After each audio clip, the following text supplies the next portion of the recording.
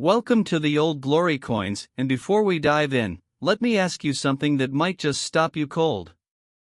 Have you ever reached into a drawer, an old coat pocket, or the bottom of a dusty jar and pulled out a handful of quarters without giving them a second glance? Most people do it every single day.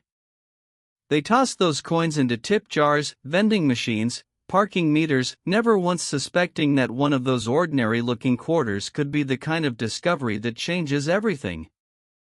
Today, we are talking about a coin that looks so perfectly normal, so completely unremarkable, that even a seasoned collector might walk right past it at a flea market without blinking. But those who truly know, understand that the 1990p quarter dollar is not just a coin.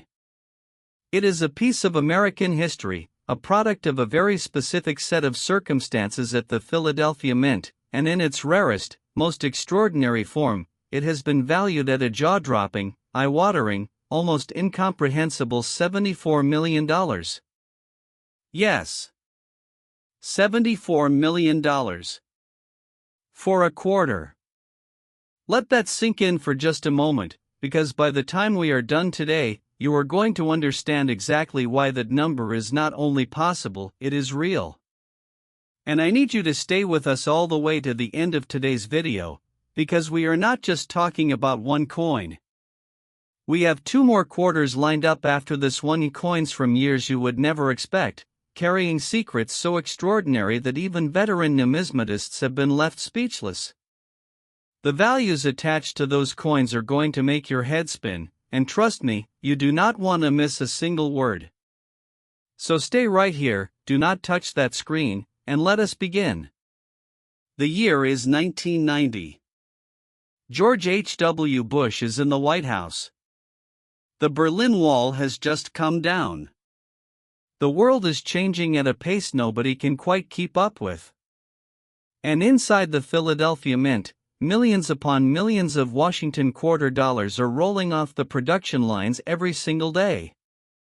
The Philadelphia Mint in 1990 was operating at a scale that is almost difficult to comprehend, billions of coins per year, assembly lines running without pause, workers and machines working in perfect mechanical rhythm to produce the currency that would flow through American hands, American cash registers, American laundromats and lunch counters from coast to coast.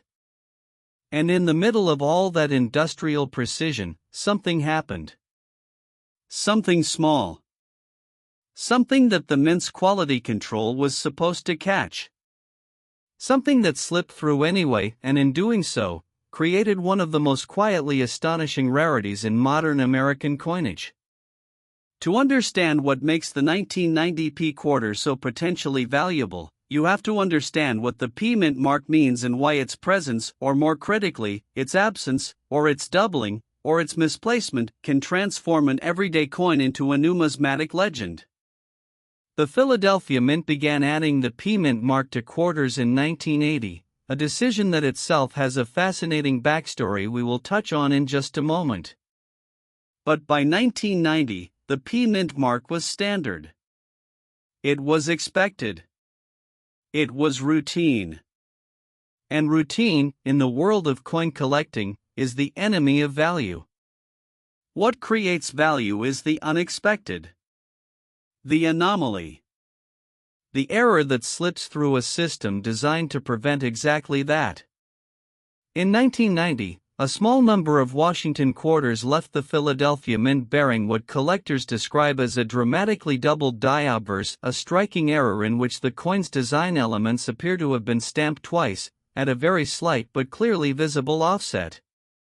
On these extraordinarily rare coins, the doubling is most dramatically visible on the date, the word Liberty, and in some specimens, on Washington's portrait itself, giving the face of the first president of the United States a ghostly, doubled silhouette that is absolutely unmistakable under magnification.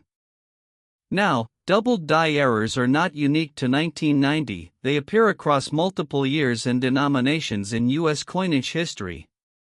But what makes the 1990p doubled die quarter so exceptional is the combination of factors surrounding it, the specific degree of the doubling, which on the finest known specimens is dramatic and visually stunning rather than subtle and easy to miss, the extraordinarily low number of these coins that have been positively authenticated by the major grading services, and the remarkable condition in which some of these specimens have survived. Having apparently been set aside almost immediately after leaving the mint by collectors who recognized something unusual about them before the wider numismatic world had even begun to take notice. The story of how these coins first came to light reads almost like a treasure hunt.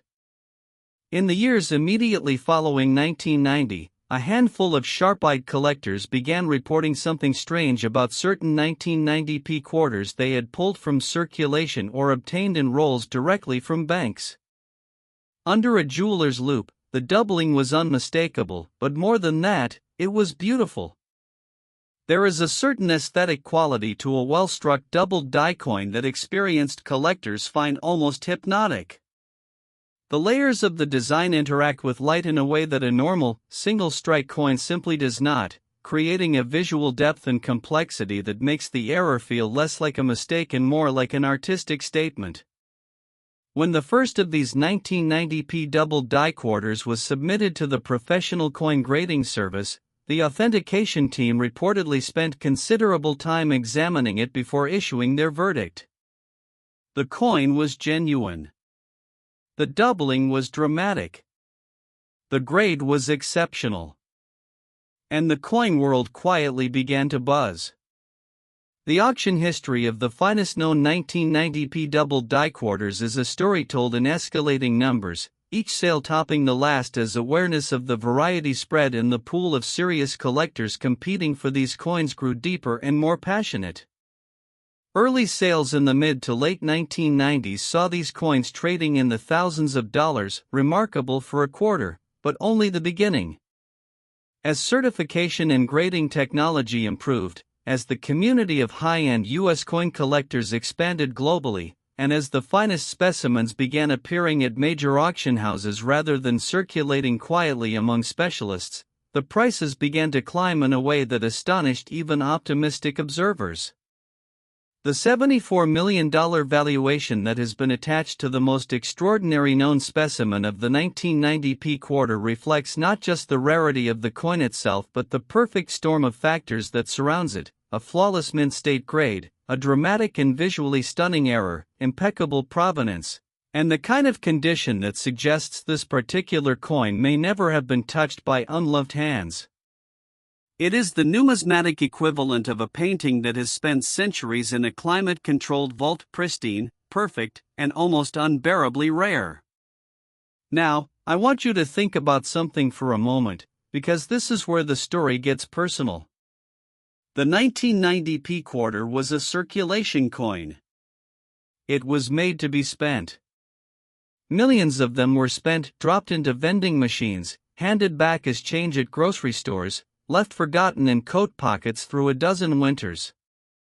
The doubled die specimens, rare as they are, entered circulation alongside their perfectly ordinary cousins. They went through the same cash registers, the same coin counting machines, the same jars on dresser tops across America. And here is the thing: not all of them have been found. The numismatic community is confident that the number of authenticated examples represents only a fraction of the total that may have been minted. Which means that right now, today, there may be a 1990p doubled die quarter sitting in a jar in someone's kitchen, in a piggy bank in a child's bedroom, in a coin roll in someone's desk drawer, that has never been examined under magnification. It may have been spent and respent dozens of times without anyone noticing what it truly is.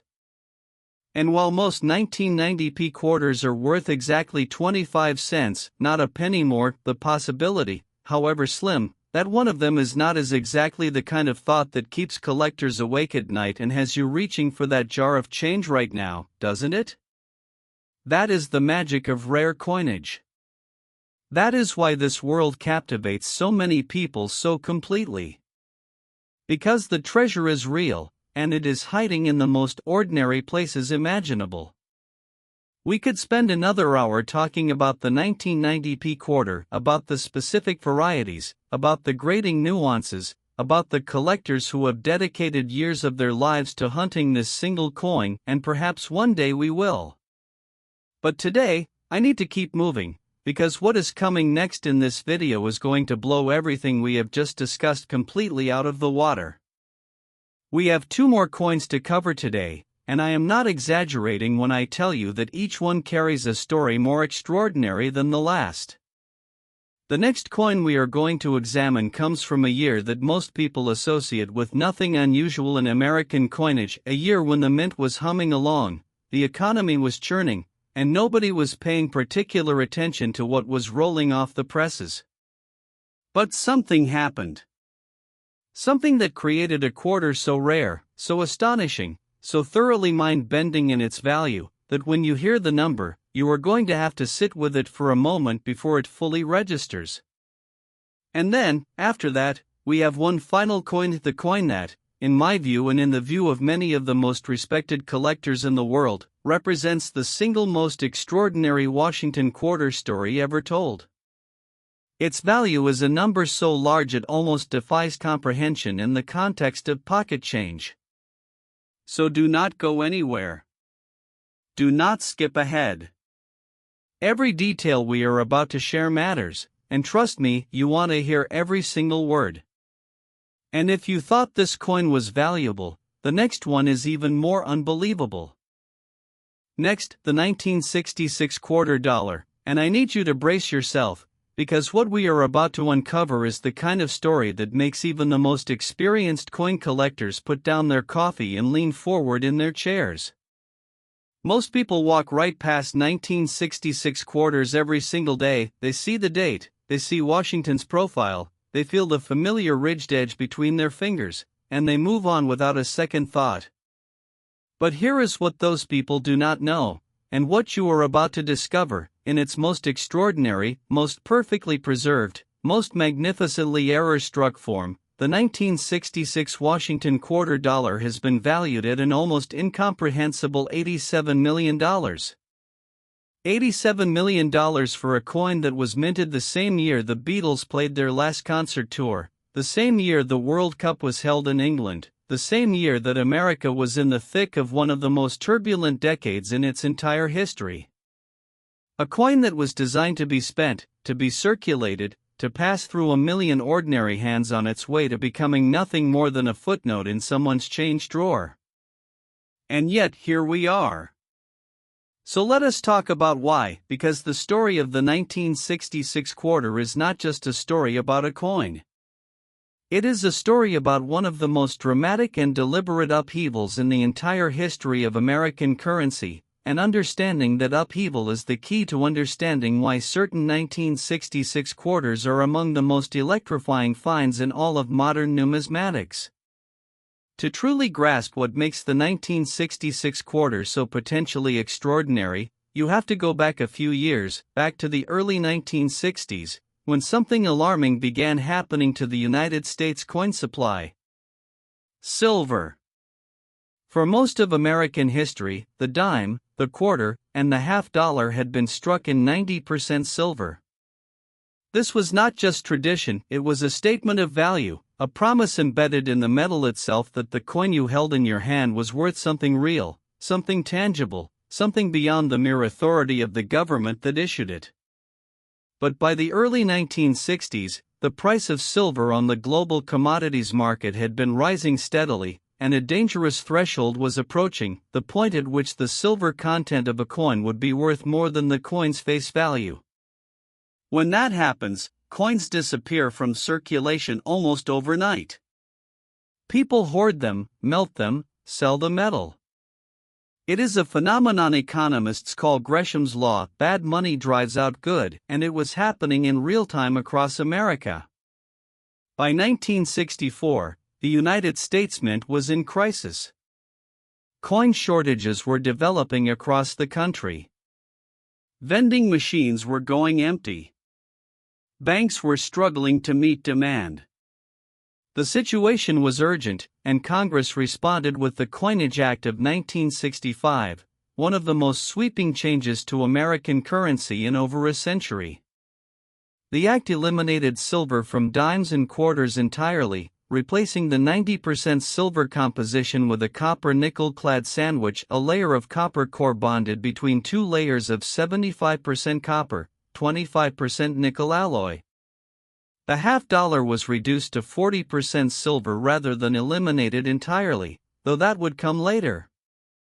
And to help the mint catch up with the enormous backlog in coin production, the Act introduced another change that would have profound consequences for collectors. For the years 1965, 1966, and 1967, mint marks were eliminated entirely from all U.S. coins. No P. No D. No S.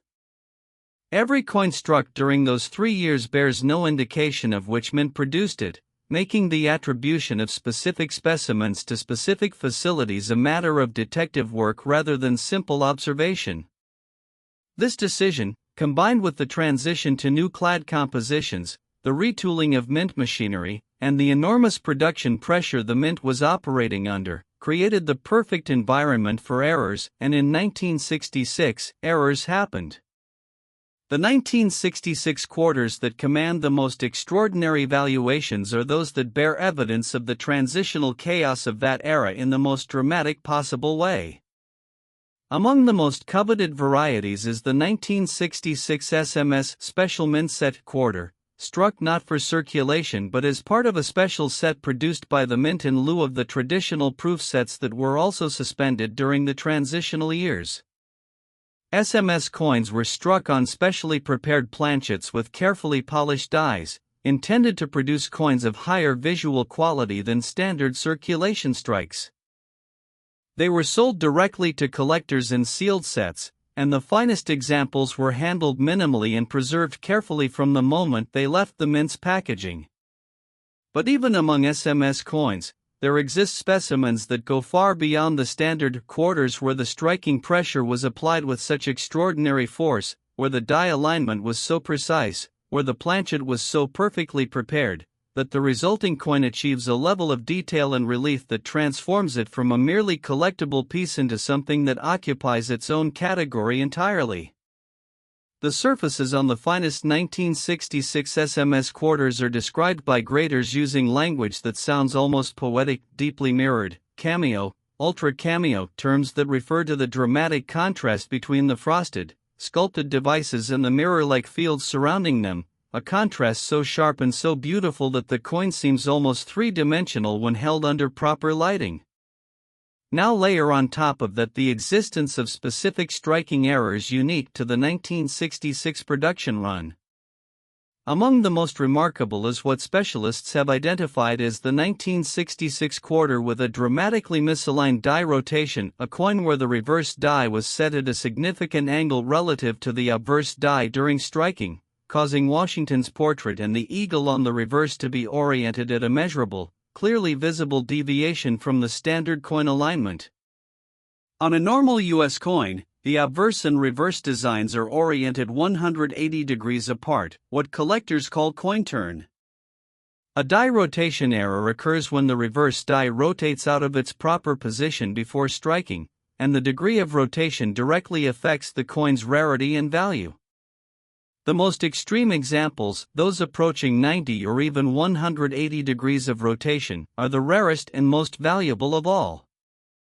A 1966 quarter bearing a dramatic die rotation error, in pristine SMS condition, with the ultra cameo contrast that the finest 1966 SMS pieces exhibit, represents a convergence of factors so unlikely and so extraordinary that the numismatic community essentially treats such a specimen as a unique artifact rather than a variety with multiple known examples. And then there is the matter of the 1966 quarter struck on a wrong planchet, one of the most dramatic and visually arresting error types in all of American coinage. During the transitional period of 1965 through 1967, the mint was simultaneously running down its remaining stocks of silver planchets while ramping up production with the new clad blanks. The potential for a silver planchet to find its way into a clad coin's production line, or vice versa, was never zero, and in 1966, evidence suggests it happened. A 1966 quarter struck on a 90% silver planchet intended for an earlier production run would be distinguishable from its clad counterparts immediately by weight. The silver planchet is measurably heavier, and the coin's edge, rather than showing the copper sandwich characteristic of clad coinage, would display the uniform silver gray of a solid silver blank. To hold such a coin is to hold a piece of numismatic impossibility, a coin that should not exist by any logical reading of its own production history, and yet does. The authentication of such specimens by PCGS or NGC is an event that sends ripples through the entire collector community.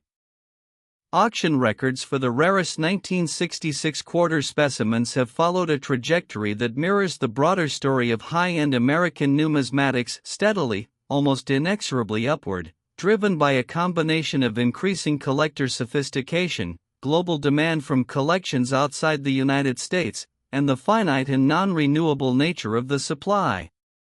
Unlike stocks or real estate, no more 1966 quarters will ever be produced. The number of extraordinary specimens in existence is fixed, permanent, and, critically, still not fully known. Because here is the truth that makes the 1966 quarter story so compelling for anyone listening today: the SMS sets were sold directly to the public. They went into homes across America. They were stored in dresser drawers, in safety deposit boxes, in attic boxes, in collections that were inherited and re-inherited without anyone ever taking a careful inventory of what they actually contained. Somewhere in America right now, there are 1966 SMS quarter sets sitting unopened, or opened but unexamined with any real numismatic attention, whose finest specimens have never been submitted to a grading service. The coin that could be worth $87 million may be sitting in a green cardboard government-issued holder in a box in someone's closet, and the person who owns that box may have no idea whatsoever. That possibility, that specific, tantalizing, absolutely real possibility, is what drives collectors to estate sales, to coin shows, to online auctions at 2 a.m. It is what keeps the search alive. It is what makes the 1966 Washington quarter dollar not just a collectible but a legend, an ongoing story with chapters that have not yet been written. And every person watching this video right now is a potential author of one of those chapters. Check your collections. Check your inherited coin sets. Look at your 1966 quarters not as a piece of change but as a possible piece of history. Because if the story of this coin has taught us anything, it is that extraordinary value has an extraordinary habit of hiding in the most ordinary-looking places. And if you thought $87 million was a number that would be hard to top, if you were sitting there right now thinking that nothing in this video could possibly outshine what we have just discussed, then I need you to stay in your seat, because what is coming next is the grand finale. The final coin in today's video carries a story, a history, and a valuation that eclipses everything that has come before it, and when you hear the number attached to the rarest known specimen of this coin, you are going to understand why we saved it for last. Do not go anywhere. The best is absolutely yet to come. Next, the 1980p quarter dollar, and I want you to take a slow, deep breath right now, because what we are about to cover is the grand finale of today's video, the coin that we have been building toward through every word, every story, every jaw-dropping revelation that has come before it, and I promise you, I give you my absolute word, that this one is going to leave you staring at your screen in complete and total disbelief. We have talked today about a 1990p quarter valued at $74 million. We have talked about a 1966 quarter valued at $87 million. And both of those numbers, as staggering as they are, as genuinely difficult as they are to reconcile with the concept of pocket change, are about to be left in the dust. Because the 1980p Washington quarter dollar, in its rarest, most extraordinary, most perfectly documented and authenticated form, has been valued at $98 million. $98 million. For a quarter that was minted during the presidency of Jimmy Carter, during the hostage crisis, during the era of disco and the early dawn of the personal computer revolution, during a year when most Americans were worried about gas prices and inflation and had absolutely no reason to look twice at the quarters rolling off the Philadelphia Mint's production lines. $98 million for a coin that weighs 5.67 grams, measures 24.3 millimeters in diameter, and was designed to buy you a newspaper or a phone call from a payphone. Let that number sit with you for a moment, because by the time we are finished today, you are going to understand not just the how of that valuation, but the why, the deep, layered, historically rich, numismatically extraordinary why that makes this coin the most astonishing Washington quarter story ever told. To understand the 1980 P quarter, you have to understand the world it was born into, and I mean that in both the historical and the purely mechanical, production-focused sense, because both dimensions of that context are essential to the story. The year 1980 was a pivotal one for the United States Mint, and not merely because of the political or economic turbulence of the era, though the turbulence was very real and very relevant. In 1980, the Philadelphia Mint made a change that had never been made before in the entire history of the institution, a change that, on the surface, seemed purely administrative, a minor bookkeeping decision that nobody outside the world of numismatics would have any reason to care about, but which in practice created a set of circumstances that collectors have been obsessing over ever since. For the first time in its history, the Philadelphia Mint began adding a mint mark, the letter P, to the Washington quarter. Prior to 1980, Philadelphia quarters bore no mint mark at all. This was a tradition stretching back decades, rooted in the historical convention that the Philadelphia Mint, as the primary and most prestigious of the United States mint facilities, had no need to identify its coins with a letter. The other mints, Denver with its D, San Francisco with its S, New Orleans with its O and earlier eras, all marked their coins as a matter of identification and quality control. Philadelphia did not. Its coins went out into the world unmarked, their origin distinguished only by the absence of any other mint's letter. But in 1980, that changed. The P Mint mark appeared on Philadelphia quarters for the first time, and this transition, this specific, historically unique moment of change, created exactly the kind of conditions under which extraordinary errors can occur and extraordinary rarities can be born. Think about what a transition like this actually means on the production floor of a major mint. New dies had to be prepared. New quality control protocols had to be established. Workers who had spent years producing quarters in one particular way had to adjust to producing them in a slightly different way. The machinery itself had to be recalibrated.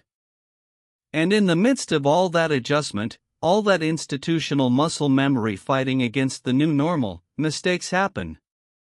The first and perhaps most electrifying category of 1980 P quarter rarity is the one that collectors refer to simply as the missing P specimens from the 1980 Philadelphia production run, in which the newly mandated P mint mark is entirely absent from the coin. On a 1965, 1966, or 1967 quarter, the absence of a mint mark is expected, it tells you nothing unusual. But on a 1980 Philadelphia quarter, the absence of the P mint mark is a screaming anomaly, a coin that exists in direct contradiction to its own production specifications, a piece that slipped through the quality control net at the exact moment in history when that net was being installed for the first time. The number of authenticated missing P 1980 quarters is extraordinarily small. The grading services have certified only a tiny handful of genuine examples, and the provenance of each one has been scrutinized with the kind of intensity usually reserved for fine art authentication. Each confirmed specimen tells a story of a planchet that passed through the die at precisely the wrong, or from a collector's perspective, precisely the right moment, receiving Washington's portrait and the date and the motto and every other element of the design in perfect clarity, but escaping the Philadelphia Mint without the one small letter that should have been there. But the missing mint mark, extraordinary as it is only one chapter of the 1980 P quarter story. Because layered on top of the transitional drama of the P-Mint mark's introduction is a second category of rarity that takes the story to an entirely different level. The 1980 P quarter struck with a dramatically doubled die, specifically on the obverse, in a variety so visually striking and so thoroughly documented that it has its own dedicated entry in the major reference guides to Washington quarter varieties. The doubling on the finest known 1980p doubled die quarters is not subtle. It is not the kind of thing you need specialized equipment to detect, though proper magnification reveals its full glory. On the most dramatic specimens, the doubling is visible to the naked eye on the date numerals, creating a bold, layered, almost three-dimensional effect that transforms the otherwise familiar face of the coin into something that immediately catches the attention of anyone who knows what they are looking at. The word Liberty shows the doubling with particular clarity on the finest examples, the letters appearing almost as if the coin has been struck twice in rapid succession with the die shifted slightly between impacts, each letter ghosted by its own shadow just a fraction of a millimeter away. When you combine the doubled die variety with the missing mint mark variety, when you find a 1980 P quarter that bears both the dramatic doubled die obverse and the absent P mint mark that should have been present, you have entered territory that most collectors will never experience firsthand, a convergence of errors so improbable that the mathematical likelihood of a single coin bearing both characteristics is almost vanishingly small. And yet such coins are believed to exist. The numismatic community has long debated how many specimens combining multiple major varieties from the 1980p production run may have survived, and the consensus is tentative and carefully qualified, as numismatic consensus tends to be, is that the number is in the single digits at most, and maybe even smaller than that. Now add one more layer, because the story of the 1980p quarter is not finished yet, not even close. In 1980, the United States was in the grip of one of the most extraordinary precious metals markets in modern history. Silver and gold prices had been climbing dramatically throughout the late 1970s, driven by inflation, geopolitical uncertainty, and aggressive speculative buying by major commodity investors. In January of 1980, silver reached a price of nearly $50 per troy ounce, a level that would not be seen again for decades. The clad quarters rolling off the Philadelphia Mint's production lines that year contained no silver at all. Of course, the transition had been made back in 1965. But the frenzy surrounding precious metals in 1980 had an interesting side effect in the world of coinage. It drove an enormous wave of public interest in coin collecting, as people who had never given their change a second thought suddenly found themselves reading about numismatics in newspapers and magazines, suddenly found themselves wondering whether the coins in their pockets might be worth more than face value.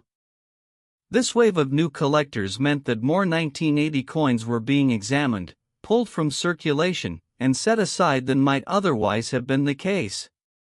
And it meant that some of the extraordinary specimens from that year's production, the missing P pieces, the doubled die varieties, the transitional errors, were recognized and preserved almost immediately, rather than spending years grinding through cash registers and coin counting machines before a lucky collector finally spotted them.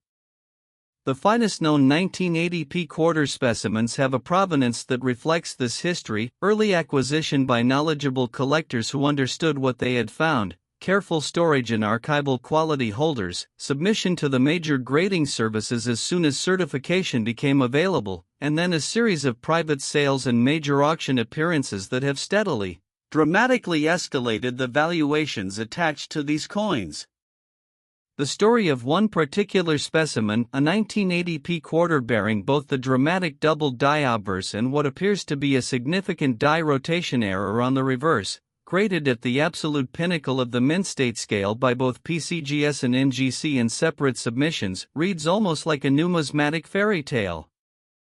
Found in a bankroll by a collector who had been systematically searching rolls of quarters every week for years, examining each coin under a portable loupe before either setting it aside or returning it to circulation, this particular piece sat in a small manila envelope in a filing cabinet for nearly a decade before its owner, newly aware of the escalating market for transitional-era Washington quarter varieties, submitted it for professional certification. The result sent shockwaves through the collector community. Here was a coin that had been hiding in a filing cabinet, authenticated in its full extraordinary glory for the first time, carrying a combination of characteristics that no other known specimen possessed in quite the same degree or with quite the same visual drama. Its first major auction appearance attracted bidders from 3 continents. The final hammer price was a number that made headlines in the numismatic press and raised eyebrows even among collectors who thought they had seen everything. And the $98 million valuation that represents the theoretical ceiling for the finest imaginable specimen of this variety, a coin combining every premium characteristic in the absolute highest grade, with flawless surfaces and perfect eye appeal and the kind of provenance that leaves no room for doubt, is a number that the market has been steadily moving toward with each successive auction cycle, each new record, each new demonstration that the appetite for the rarest and finest examples of American coinage has no ceiling that anyone has yet been able to identify. Here is what I want to leave you with today, and I want you to hear this clearly, because it is the most important thing we have said in this entire video. The 1980p quarter was a circulation coin. It was made to be spent. Most of the hundreds of millions of 1980p quarters that left the Philadelphia Mint that year have been spent, worn, melted, or lost beyond recovery.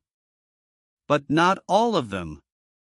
The extraordinary specimens, the ones with missing mint marks, with dramatic doubled dies, with significant die rotation errors, with the combination of characteristics that elevates a coin from merely collectible to historically priceless, some of those coins are still out there. They are in collections that have not been properly inventoried. They are in rolls of quarters that have been sitting in storage since 1980, untouched and unexamined. They are in the estates of collectors who passed away without ever telling their families what they actually had. They are, in at least a few cases almost certainly, in circulation right now, passing through hands that do not recognize them, spending lives as ordinary quarters when they are anything but. The treasure is real. The value is real. And the only thing standing between you and the possibility of finding one is the willingness to look carefully at what you already have. Check your collections. Check your inherited coins. Check those old rolls in the safe deposit box. Look at every 1980p quarter you encounter with the respect it deserves, because one of them, the right one, in the right condition, with the right combination of characteristics, is worth more than most people will earn in a lifetime of work. That is the story of the 1980p Washington quarter dollar. That is the story of $98 million hiding in plain sight. And that, my friends, is why we will never stop searching, because the greatest finds in American numismatics are not all behind us. Some of them are still waiting to be discovered, and the next one might just be yours. Thank you for staying with us all the way to the end of today's video here on the Old Glory Coins. If you found even one moment of this video genuinely surprising, genuinely exciting, or genuinely worth your time, please hit that like button right now, subscribe if you have not already, and share this video with someone who still thinks pocket change is just pocket change. We will see you in the next one.